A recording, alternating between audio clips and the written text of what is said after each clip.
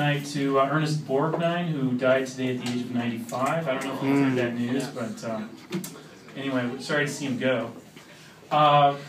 So this essay I'm going to read tonight, this was originally something I had written for Erin Schaffkind for a show that she had at the firm down in Georgetown. I retooled it a little bit, given the context of the event. It's called The Pharaoh and the Monarch. It's just a brief essay about the history of books. So without further ado, I will begin reading. In the ancient world, there was an oral tradition. Poems, dramas, and histories were spoken and memorized, not read silently from the page.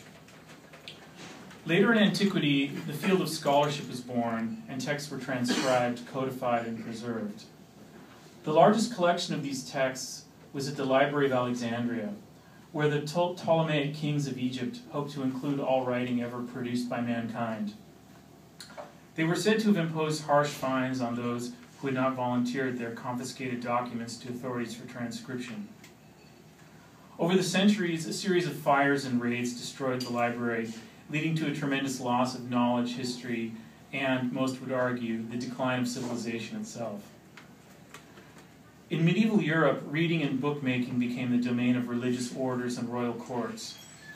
Papyrus scrolls gave way to bound, illuminated manuscripts made from vellum, inscribed with calligraphic lettering and painted with beautiful visual imagery. Throughout this era, the experience of reading and the ability to read was limited to a very narrow sliver of society, namely a church and state who sought to control a poor and uneducated populace.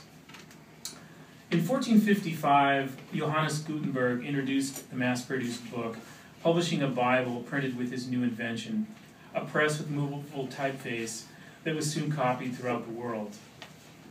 The book business exploded as production soared and prices dropped. European society was already changing rapidly as warfare and plague were replaced by global trade, increased prosperity, and the rise of a literate mercantile class and civil service. The knowledge that people had for much of human history had been held by a small number of people was now available to the larger population, and the seeds of representative government was born. Technological and societal changes marked the following centuries.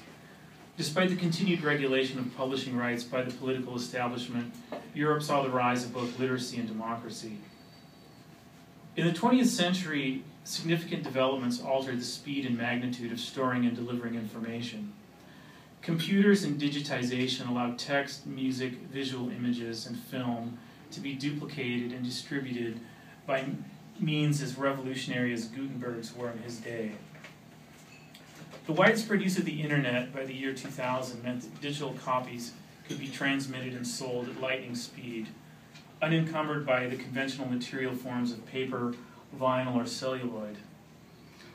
While there was initial euphoria about the birth of a new economic model where authors could operate free of the publishing houses that had long functioned as gatekeepers and arbiters of taste, the resulting confusion surrounding the copying and proliferation of media had everyone asking how either authors or publishers could continue to make money in this new environment.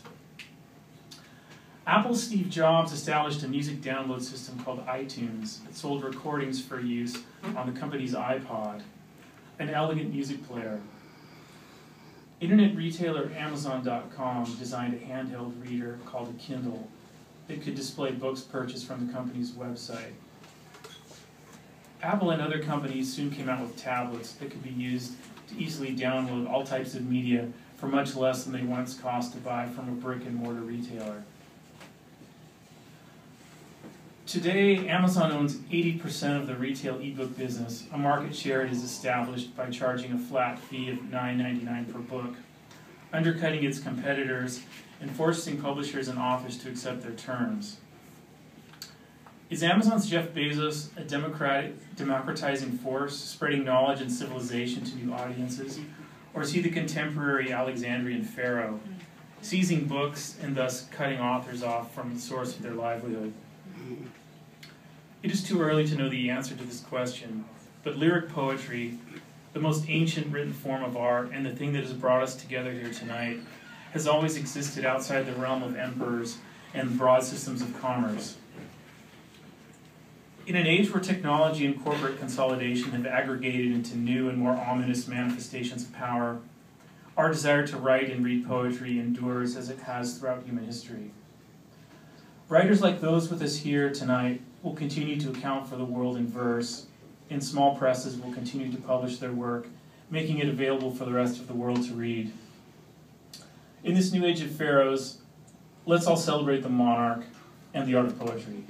Thank you. Yeah! Woo!